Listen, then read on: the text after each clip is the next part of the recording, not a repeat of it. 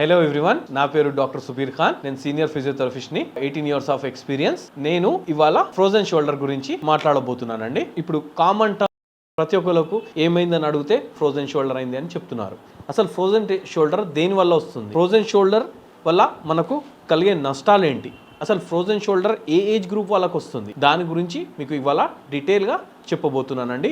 Physiotherapy role in frozen shoulder, దాని గురించి కూడా డీటెయిల్గా చెప్తానండి. ఫ్రోజన్ షోల్డర్ని మనం నార్మల్గా మన టర్మ్లో పెరి ఆర్థరైటిస్ అంటామండి. పెరి ఆర్థరైటిస్ ఎక్కడైతుందంటే మనకు భుజం, షోల్డర్ అంటే భుజం యొక్క జాయింట్లో ఇన్ఫ్లమేషన్ అవుతుందండి. సో పెరి ఆర్థరైటిస్ అనేది ఇన్ఫ్లమేటరీ కండిషన్.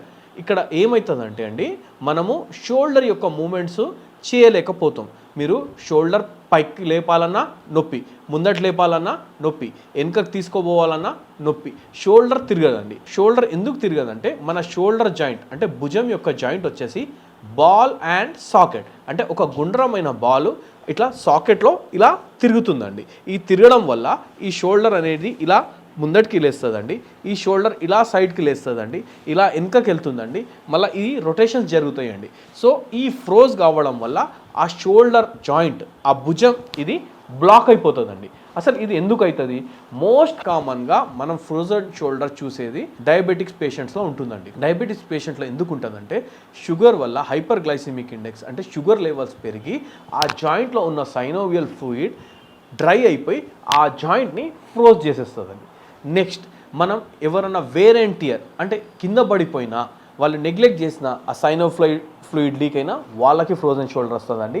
తర్వాత aged patients, age related degenerative changes ఏదైనా జాయింట్ అయినా వాళ్ళ దాంట్లో కూడా అది కామన్ అయి ఉంటుందండి. ఇప్పుడు దానివల్ల మనకు ఏమేం ఇబ్బందులు అయితే మనం how to sort out that problem, అంటే ఆ ప్రాబ్లం నుంచి ఎలా బయటికి రావాలనే దానిపైన నేను చెప్తానండి. డాక్టర్ దగ్గర వెళ్ళాక భుజం నొప్పి ఉంది కంటిన్యూస్, ఒక 2 weeks 3 weeks మీరు మెడిసిన్స్ తీసుకున్నారు, తగ్గలేదంటే ఇమీడియట్గా మీకు దగ్గరున్న మంచి ఆర్థోపెడిక్ డాక్టర్ దగ్గర వెళ్ళినా లేదా మంచి సీనియర్ ఫిజియోథెరపిస్ట్ దగ్గర వెళ్ళినా వాళ్ళు ఈజీగా డయాగ్నోస్ చేస్తారండి. ఫస్ట్ మనం ఎలా డయాగ్నోస్ చేస్తామంటే, ఫస్ట్ మనం ఇనిషియల్గా ఎక్స్రే చేయించుకుంటాం. ఒకవేళ ఎక్స్రేలో ఏదైనా స్టిల్ డౌట్ ఉంటే దెన్ మనం ఎంఆర్ఐకి వెళ్తే అక్యురేట్గా మనకు ఎంత లెవెల్లో డ్యామేజ్ ఉందనేది తెలిసిపోతుందండి. ఒకవేళ frozen shoulder peri arthritis confirm అయితే మీ ఇంటికి దగ్గరున్న ఫిజియోథెరపీ సెంటర్కి వెళ్ళి ఫిజియోథెరపిస్ట్ని కలవండి, కలిసి అతనికి చూపియండి. వాళ్ళు ఏం చేస్తారు, ఫిజియోథెరపీ వాళ్ళు మీ మూమెంట్ని చెక్ చేస్తారండి. అంటే ఫార్వర్డ్లో మీ భుజం ఎంత దూరం పైకి లేస్తుంది, బ్యాక్వర్డ్లో ఎంత దూరం వెళ్తుంది, సైడ్ వేస్లో ఎంత దూరం వెళ్తుంది, మీరు రొటేషన్స్ చేయగలుగుతున్నారా లేదా, డైలీ యాక్టివిటీస్లో ఏదైనా ఇబ్బంది ఉందా, అంటే మీరు దూతుంటే ఏదైనా ప్రాబ్లం ఉందా, కోంబింగ్ చేస్తుంటే, మీరు డ్రెస్ వేసుకుంటే ఇబ్బంది ఉందా, మీరు స్నానం చేసేటప్పుడు వీపు రుద్దుకుంటే ఏదైనా ఇబ్బంది ఉందా, అవన్నీ మూమెంట్ ఎన్ని డిగ్రీస్లో ఉందో అని చూసి దాన్ని క్లాసిఫై చేసి అప్పుడు దాని యొక్క ఫిజియోథెరపీ షెడ్యూల్, ఫిజియోథెరపీ ట్రీట్మెంట్ అనేది ప్లాన్ చేస్తారండి. ఇప్పుడు ఫిజియోథెరపీలో ఫ్రోజన్ షోల్డర్కి ఏమి ఇస్తాం? ఫిజియోథెరపీలో ఫ్రోజన్ షోల్డర్కి ఎలక్ట్రోథెరపీ ఇస్తాం. ఎలక్ట్రోథెరపీతో పాటు ఎక్సర్సైజ్ థెరపీ ఇస్తామండి. ఎలక్ట్రోథెరపీలో అల్ట్రాసౌండ్ థెరపీ ఇన్ఫ్లమేషన్ తగ్గియడానికి, ఇంటర్ఫెరెన్షియల్ థెరపీ పెయిన్ తగ్గియడానికి, ఒకవేళ ఏదైనా బ్లడ్ సర్క్యులేషన్ పెంచాలంటే హీట్ థెరపీ కూడా ఇస్తారండి. ఎక్సర్సైజెస్లో ఏమి ఇస్తారు? ఫస్ట్ రేంజ్ ఆఫ్ మోషన్, అంటే మీ యొక్క మూమెంట్ని తీసుకురావడానికి, ఆ తర్వాత స్ట్రెచ్చింగ్, ఆ తర్వాత స్ట్రెంథనింగ్ ఎక్సర్సైజ్. ఇప్పుడు మూమెంట్లో ఏం చేపిస్తారు? షోల్డర్ పుల్లి, ఓవర్ హెడ్ పుల్లి పెట్టి మీ మూమెంట్ని ఒక హ్యాండ్ సపోర్ట్ తోటి పైకి లేపడానికి ట్రై చేస్తాం. దానిలో మనం ఫార్వర్డ్ మూమెంట్, ఫ్లెక్షన్ ఏదైతే అంటామో, సైడ్ వేడ్ మూమెంట్, అబ్డక్షన్ ఏదైతే అంటామో దాన్ని ఇంప్రూవ్ చేయడానికి చేస్తాం. ఎక్స్టెన్షన్ కూడా ఇంప్రూవ్ చేయొచ్చు. తర్వాత ల్యాడర్ అని ఉంటుంది, మీరు గోడ పైన ఫింగర్స్ తోటి పైకి వెళ్ళడం, కిందికి రావడం. పెండులం ఉంటుంది, అంటే పెండులం లెక్క గంట ఊపినట్టు మనం ఊపి ఆ షోల్డర్ జాయింట్ని మొబిలైజ్ చేయడానికి ట్రై చేస్తాం.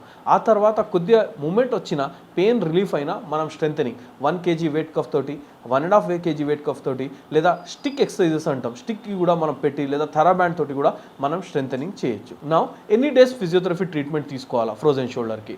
So frozen shoulder depending upon మన షోల్డర్ ఎంత ఫ్రీజ్ అయి ఉంది, ఒక భుజానికి ఉందా, 2 భుజానికి ఉందా, age factor, age mid age ఉన్నారా, హై ఏజ్ ఉన్నారా, ఆ ఫ్యాక్టర్ దానిపైన కూడా డిపెండ్ అవుతుందండి. సో ఏజ్ ఫ్యాక్టర్, తర్వాత మీ కండిషన్, ఎన్ని డేస్ నుంచి సఫర్ అవుతున్నారో దాన్ని బట్టి 3 వారాల నుంచి 4 వారాల టైం పడుతుందండి. ఇప్పుడు కొంతమంది ఏమంటారు, సార్ నేను 5 days ఫిజియోథెరపీ చేసుకున్నా నాకు తగ్గట్లేదని. 5 daysలో ఫ్రోజన్ షోల్డర్ కేసెస్ అనేవి ట్రీట్ కావండి. ఇట్ టేక్స్ టైం ఫ్రోజ్ అయింది కాబట్టి దాన్ని మనం స్లోగా అడేషన్స్ని బ్రేక్ చేసుకుంటూ దాన్ని మూమెంట్ని మనం గెయిన్ చేయాలండి. సో మీరు ఫ్రోజన్ షోల్డర్ వచ్చిన వాళ్ళు ఖచ్చితంగా ఫిజియోథెరపీ వల్ల మీకు 100% రిజల్ట్స్ ఉంటాయండి.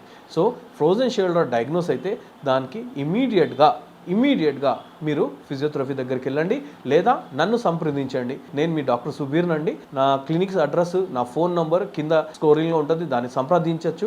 మీరు మా దగ్గర వచ్చి కూడా మీరు ట్రీట్మెంట్ తీసుకోవచ్చండి. మీకు ఇన్స్టంట్ రిలీఫ్ కూడా ఉంటుంది, తర్వాత ఫ్యూచర్లో రాకుండా ప్రాబ్లం ఉంటుంది. దాంతోపాటు మీరు హోమ్ ప్రోగ్రామ్ ఏదైతే అడ్వైస్ చేస్తారో అది కూడా ఫాలో చేయాలండి. Thank you.